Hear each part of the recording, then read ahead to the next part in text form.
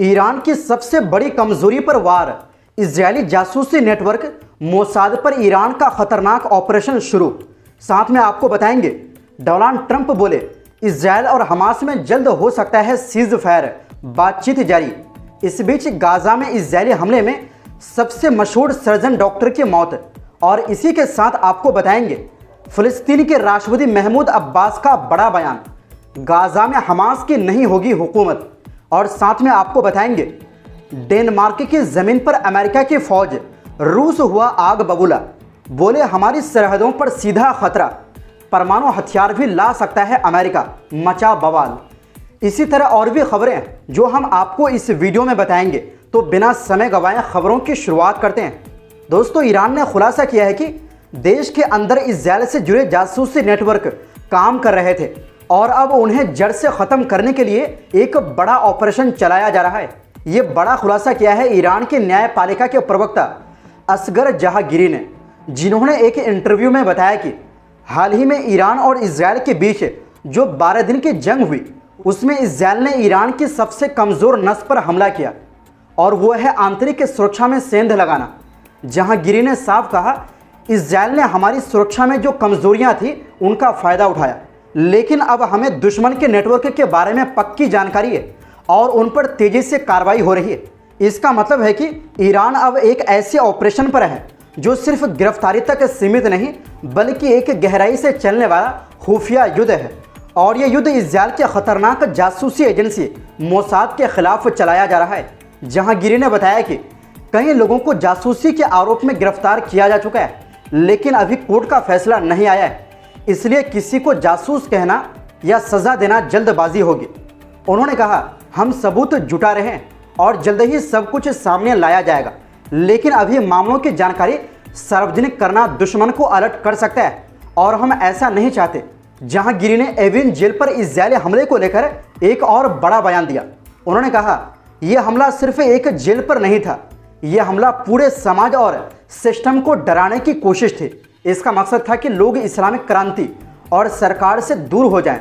इस हमले में 79 लोगों की जान गई और ईरान इसे सीधा मनोवैज्ञानिक युद्ध मान रहा है। इस पूरे घटनाक्रम से साफ है कि ईरान अब अपनी सबसे खतरनाक कमजोरी यानी भीतर छुपे दुश्मन पर सीधा और कठोर वार कर रहा है। वहीं दूसरी ओर दोस्तों, अमेरिका के राष्ट्रपति डोनाल्ड ट्रंप ने फिर से उम्मीद जताई है कि इजरायल और हमास के बीच लड़ाई जल्द रुक सकती है। ट्रंप ने अमेरिका के मैरीलैंड में मौजूद ज्वाइंट बेस एंड्रूज में मीडिया से बातचीत करते हुए कहा हम लोग बातचीत कर रहे हैं और उम्मीद है कि अगले हफ्ते तक इसका हल निकल आएगा। ट्रंप ने साफ कहा कि इस मामले में कोशिशें चल रही है और वो इस बात को लेकर पॉजिटिव है। उनके साथ साथ अमेरिका के मिडिल ईस्ट मामलों के विशेष दूत स्टीव विटकॉफ ने भी कहा कि उन्हें भी उम्मीद है कि बातचीत किसी नतीजे तक पहुंचेगी। विटकॉफ ने यह भी बताया कि वो कतर के मध्यस्थों से मुलाकात करने जा रहे हैं। ये मुलाकात FIFA club world cup final के दौरान अमेरिका में होगी।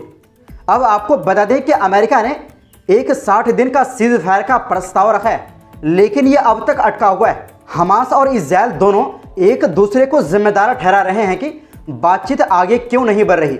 मतलब साफ है, बातचीत तो हो रही है, लेकिन अब तक किसी पक्के फैसले पर दोनों पक्ष नहीं पहुंचे। वहीं दोस्तों, गाजा सिटी में रविवार दोपहर एक बड़ा हमला हुआ था। इजरायली फौज ने अल समर चौराहे पर एक भीड़ भरे इलाके को निशाना बनाया। इस हमले में 15 लोग मारे गए, जिनमें गाजा के जाने माने डॉक्टर अहमद कंदील भी शामिल थे। डॉक्टर कंदील अल मामादानी हॉस्पिटल में सीनियर सर्जन थे। वो बिना थके दिन रात लोगों का इलाज करते थे। गाजा के हेल्थ मिनिस्ट्री ने उन्हें याद करते हुए कहा डॉक्टर कंदील हमारे अस्पताल के लिए बहुत अहम थे।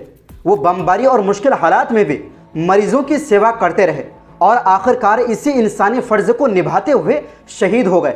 डॉक्टर कंदील के साथ ही डॉक्टरों ने उन्हें बहुत ही नेकदिल इंसान बताया, जो न सिर्फ अच्छा सर्जन था बल्कि नए डॉक्टरों को सिखाता भी था। गाजा के हेल्थ मिनिस्ट्री के डायरेक्टर डॉक्टर मुनीर अल बुरश ने कहा डॉक्टर कंदील की मौत कोई इत्तिफाक नहीं है, ये गाजा के अस्पतालों और हेल्थ सिस्टम को बर्बाद करने की एक सोची समझी साजिश है।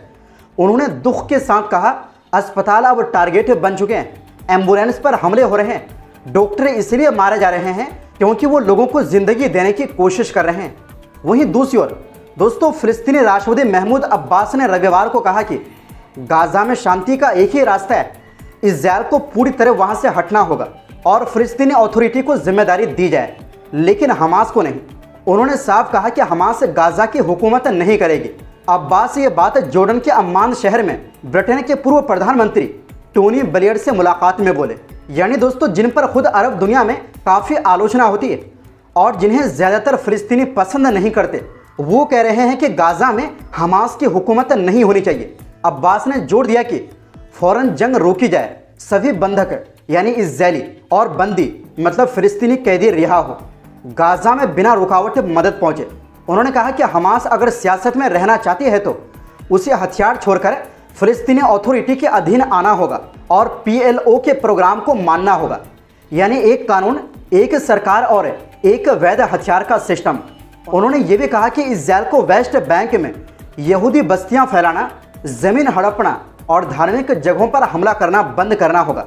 अब्बास चाहते हैं कि 2 राज्य हल को लागू करने के लिए एक गंभीर बातचीत शुरू हो और इसके लिए न्यूयॉर्क में एक इंटरनेशनल सम्मेलन बुलाया जाए। इसी बीच कतर की राजधानी दोहा में हमास और इस्राएल के बीच एक नई अप्रत्यक्ष बातचीत चल रही है। हमास और इस्लामिक जिहाद ने भी साफ किया है कि कोई भी समझौता तभी होगा जब गाजा में हो रही तबाही बंद हो, इस्राएल पूरी तरह वापस जाए, बॉर्डर खोले जाए और फिर से निर्माण शुरू हो।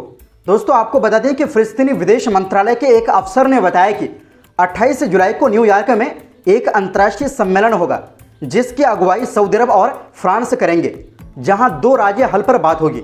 वहीं दूसरी ओर दोस्तों, रूस ने सोमवार को डेनमार्क और अमेरिका के बीच हुए ताज़ा सैन्य समझौते पर तीखी नाराजगी जाहिर की है। मॉस्को ने चेतावनी दी है कि ये डील उसकी पश्चिमी सरहदों पर तनाव बढ़ा सकती है और नाटो की जड़ें रूस के एकदम करीब तक जमा देगी। ये समझौता दिसंबर 2023 में साइन हुआ था और 11 जून 2025 को डेनमार्क की संसद ने इसे मंजूरी दे दी है। इसके तहत अमेरिका को डेनमार्क की जमीन पर अगले 10 सालों तक बड़ी सैन्य ताकत तैनात करने की खुली छूट मिल गई है। इस समझौते के तहत अमेरिका को डेनमार्क के 3 अहम मिलिट्री एयर बेस का पूरा कंट्रोल मिलेगा। अमेरिका यहां अपने सैनिक, हथियार और इंफ्रास्ट्रक्चर रख सकेगा। सबसे बड़ी बात यह है कि इन ठिकानों पर अमेरिका का सैन्य और कानूनी कंट्रोल होगा, यानी डेनमार्क की सरकार को कोई खास दखल देने का हक नहीं होगा। अमेरिकी सेना यहां जो चाहे कर सकेगी। इस डील पर रूस के गुस्से का सबसे साफ और सख्त बयान डेनमार्क में रूस के राजदूत व्लादिमीर बार्बिन ने दिया। रूसी न्यूज से बातचीत में उन्होंने साफ कहा, इस समझौते का मतलब है कि अब अमेरिका हमारी सीमा के एकदम करीब अपने सैनिक ठिकाने बना सकता है। ये सीधा हमारी राष्ट्रीय सुरक्षा के लिए खतरा है। अब ये देखना होगा कि ये डील असल में कैसे लागू की जाती है, लेकिन इसके इरादे बहुत खतरनाक लग रहे हैं। राजदूत बार्बिन ने इस बात पर भी चिंता जताई कि डेनमार्क की सरकार को ये तक नहीं पता होगा कि अमेरिका वहां किस तरह के हथियार तैनात कर रहा है, यहां तक कि परमाणु हथियार भी। दोस्तों, डेनमार्क के अंदर भी ये डील लोगों को रास नहीं आ रही। ताज़ा सर्वे के मुताबिक करीब आधे डेनिश नागरिक इस समझौते के खिलाफ है। लोगों का मानना है कि इससे देश की संप्रभुता खतरे में पड़ गई है और अमेरिका को खुली छूट मिल गई है। तो दोस्तों, फिलहाल के लिए इस रिपोर्ट में बस इतना ही। ऐसी ही मध्य पूर्व और दुनिया भर की खबरें देखने के लिए चैनल को सब्सक्राइब जरूर करें, क्योंकि ये हमारा नया चैनल है और आपकी सपोर्ट ही हमारी ताकत है। बहुत बहुत शुक्रिया। खुदा हाफिज।